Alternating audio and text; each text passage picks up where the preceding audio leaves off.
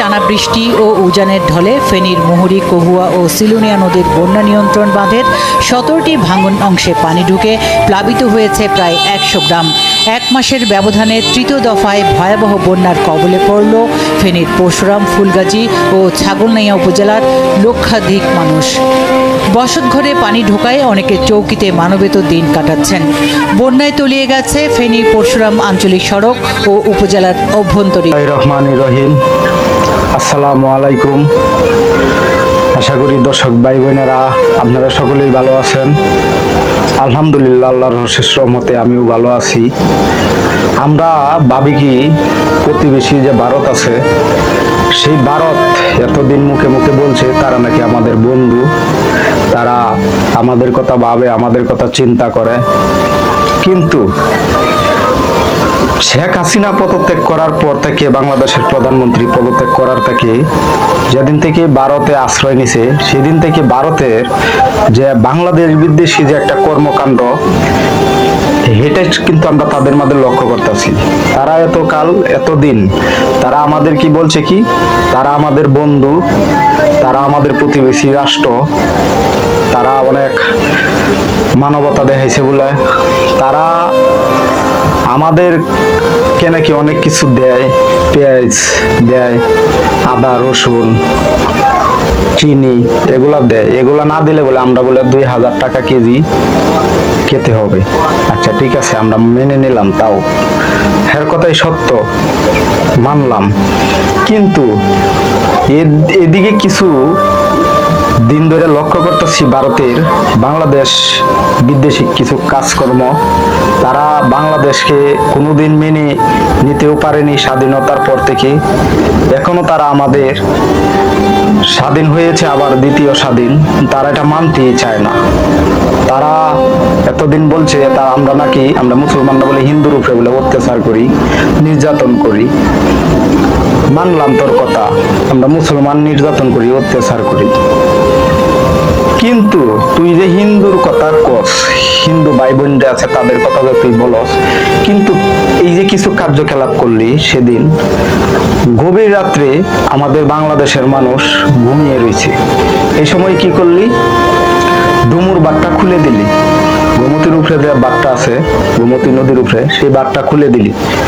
তাহলে এই বাঁধটা খোলার আগ দিয়ে বাংলাদেশের লগে বোঝাপড়ার দরকার আছে, বাংলাদেশকে জানানোর প্রয়োজন আছে। কি করলো?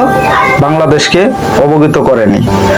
তা না করে তারা তাদের নিজের মন মতো রাত্রের বেলা মানুষ যখন ঘুমিয়ে রয়েছে তখন কি করলো? বাঁধটা ছেড়ে দিল। যে বাঁধটা ছাড়ছস, তোদের দেশে পানি হয়েছে সেটা আমরাও জানি, আমরাও মানি। তোদের পানি হইলে আমাদের এদিকে ছাড়তে হয়, কিন্তু আমাদের বাংলাদেশ কর্তৃপক্ষ এবং বাংলাদেশের সরকারকে ৩ দিন ধরে টানা বৃষ্টি ও উজানের ঢলে ফেনীর মুহুরী, কহুয়া ও সিলুনিয়া নদীর বন্যা নিয়ন্ত্রণ বাঁধের ১৭টি ভাঙন অংশে পানি ঢুকে প্লাবিত হয়েছে প্রায় ১০০ গ্রাম।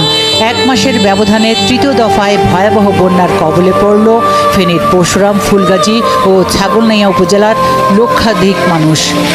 বসতঘরে পানি ঢোকায় অনেকে চৌকিতে মানবেত দিন কাটাচ্ছেন। বন্যায় তলিয়ে গেছে ফেনী পরশুরাম আঞ্চলিক সড়ক ও উপজেলার অভ্যন্তরীণ সড়ক। এতে বন্ধ যান চলাচল, বিচ্ছিন্ন বিদ্যুৎ সংযোগ। দুর্যোগ মোকাবেলায় সব ধরনের প্রস্তুতি নেওয়া হয়েছে, জানিয়েছেন পরশুরাম উপজেলার নির্বাহী কর্মকর্তা। এদিকে টানা ৫ দিনের ভারী বৃষ্টি ও পাহাড়ি ঢলে সৃষ্ট বন্যায় বিপর্যস্ত খাগড়াছড়ি জেলা। সদরে কিছুটা উন্নতি হলেও দীঘিনালায় বন্যা পরিস্থিতি এখনও অপরিবর্তিত। পানিবন্দী ৫,০০০ পরিবার। জেলায় ৯৮টি আশ্রয় কেন্দ্র খুলেছে প্রশাসন। পাহাড় ধসের ঝুঁকিতে থাকা পরিবারগুলোকে নিরাপদ আশ্রয়ে নেওয়ার উদ্যোগ নেওয়া হয়েছে। কয়েকদিনের বৃষ্টি ও পাহাড়ি ঢলে চট্টগ্রামের মিরসরাই, ফটিকছড়ি, রাউজান সহ বিভিন্ন উপজেলা বন্যার পানিতে তলিয়ে গেছে। দুর্ভোগ বেড়েছে গ্রামীণ জীবনে। পানির নিচে সড়কগুলো। কৃষি বিভাগ জানায় ৬৩৭ হেক্টর জমির রোপা আউশ পানির নিচে। ত্রিপুরায় গোমতী নদীর উৎপত্তি স্থলে ভারী বৃষ্টিপাত হওয়ায় কুমিল্লায় গোমতী নদীর পানি বেড়ে এখন বিপদসীমায়। এতে চরাঞ্চল প্লাবিত হয়ে শত শত বাড়িঘর বন্যায় কবলিত। দুর্ভোগে হাজারো মানুষ। কুমিল্লা সদর উপজেলার কটক বাজার থেকে দাউদকান্দি পর্যন্ত 85 কিলোমিটার গোমতী বাঁধের দুর্বল অংশ ভেঙে যাওয়ার শঙ্কায় এলাকাবাসী। এদিকে মঙ্গলবার রাত থেকে ভারী বৃষ্টি ও পাহাড়ি ঢলে ব্রাহ্মণবাড়িয়ার আখাউড়া স্থলবন্দর সহ আশপাশের অন্তত 10টি গ্রাম বন্যা কবলিত। অন্যদিকে হবিগঞ্জে পাহাড়ি ঢল আর অব্যাহত বৃষ্টিতে খোয়াই নদীর পানি বেড়ে ভোর রাত থেকে লস্করপুর, জালালাবাদ সহ 5টি জায়গায় বাঁধ ভেঙে লোকালয় সহ তলিয়ে গেছে কয়েক শতাধিক হেক্টর সবজি ও কৃষি জমি। এছাড়া শহরের আশপাশের নিম্নাঞ্চল লক্ষ মানুষ পানিবন্দী। এটা দায়ভার কে নেবে? কেন ভারত এই কাজটা কেন করলো? এটা তো পুরা মানে মুসলমান বিদ্বেষী না, এটা তো হিন্দু বিদ্বেষীও। কারণ ভারত আমাদের শত্রু। এই হিন্দু ভাই বোনের কথা যে বলছো, হিন্দু ভাই বোন কি নাই?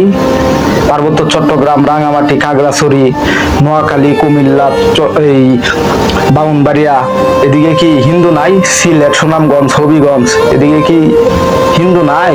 হিন্দু ছাড়া তাহলে হিন্দুরার কথা যদি ভাবতি, হিন্দুরা দুই তরাই বন্ধুই থাকতি, তাহলে এই পানিটা ছাড়লি যে বাংলাদেশকে অবগতি করার জন্য প্রয়োজন ছিল না, জানানোর প্রয়োজন ছিল না? আন্তর্জাতিক আইনের তোয়াক্কা না করে তুমি এই পানি কিভাবে ছাড়ো? তোমাকে কে অধিকার দিছে? আমাদেরকে তো জানানোর প্রয়োজন ছিল। ও শুকনা সিজন আসলে আমাদেরকে পানি দাও না, যখন তোমরা পানির মধ্যে যখন হাবুডুবু খাইতেছ তখন আমাদেরকে পানি দেওয়ার প্রয়োজন হয়েছে। এখন কি আমাদের পানির কোনো প্রয়োজন আছে? নেই। তাহলে তোমরা এটা কি প্রকাশ করতে চাও? তোমরা কি চাও যে আমরা বাংলাদেশের স্বাধীনতার উপরে তোমরা হস্তক্ষেপ করতে চাও? আবার তোমরা কি চাও যে বাঙালি তোমাদের গোলাম হয়ে থাক, তোমাদের দাস হয়ে থাক? না, কখনোই না। প্রয়োজন হলে আবার ভারতের বিরুদ্ধে আমরা যুদ্ধ ঘোষণা করব। আমরা বাঙালিরা আবার ভারতের বিরুদ্ধে যুদ্ধ ঘোষণা করতে বাধ্য হব। তোমরা যেমন কথা যে বলো, তোমরা গাজাকুরের মতো কথা বলো। তোমাদের রাষ্ট্রদূত এবং কি দূতাবাসের কর্মচারী কর্মকর্তা এসে কি বললো? অন্তর্বর্তী সরকারের সাথে বৈঠক করে কি বললো? ডাক্তার ইউনূস সাহেবের সাথে বললো যে আমরা বাঁধ ছাড়িনি, বাঁধ ভেঙে গিয়ে পানি ঢুকতেছে বাংলাদেশে। গাজা খাইয়া বুঝছো না? দূতাবাসের মধ্যে কি গাজা খাইছো? ভারতের হাই কমিশনারকে বলতে চাই, তুমি কি গাজা কুর? তুমি কি গাজা খাও নাকি? এটা কি বুঝাইতে চাও? আমরা কি বুঝি না যে তুমি গাজা খাও দেখি কি আমরাও গাজা খাই নাকি? তুমি কি বলতে চাও যে এই বাঁধ স্টিল